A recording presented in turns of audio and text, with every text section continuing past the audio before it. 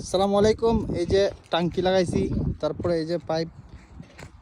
তো অনেকে আসলে বিশ্বাস করে না যে আমি মাসে 2.5 থেকে 3 লাখ টাকা ইনকাম করি। তো মুরব্বির মুখেই আপনারা শুনেন যে মুরব্বির ইনকামটা কত। আসসালামু আলাইকুম ভাই, ওয়ালাইকুম সালাম। কি অবস্থা, ভালো আছেন? আছে মোটামুটি। আলহামদুলিল্লাহ। তো ভাই ওই যে মাটি খুঁড়তেছেন, পাইপ পাল্টাছেন, তো আপনার মাসিক স্যালারি কত? মাসিক স্যালারি আছে 1 লাখ, 1,20,000, 30, 40। আচ্ছা, কারণ একটু আপনার সাথে কথা বলি যে মনে করেন যে যে মাসে ওভার টাইম বেশি হয় এই মাসে ইনকামটা কেমন হয় ওটা হইলে 2,20,000, 30। এরকম পড়ে না?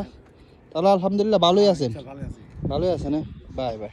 সবাই বলেন যে বিদেশ আসলে এরকম পরিশ্রম কাজ করতে হবে, তাহলে মাসিক ইনকাম হবে, বুঝলা দেন আপনি। বিদেশ আইলে এবার পরিশ্রম করলে 2,00,000, 2,50,000 টাকা বেতন পাবা। আর যদি আসে যদি ঘুম পারো তাহলে খাওয়ার টাকা হবে না। খাওয়ার টাকাও হবে না। শুনছেন তো মুরব্বীর মুখের কথা। মুরব্বী বয়স কত? 45। 45 বছর বয়স, দেখছেন? 45 বছর বয়স, তারপরেও দেন কি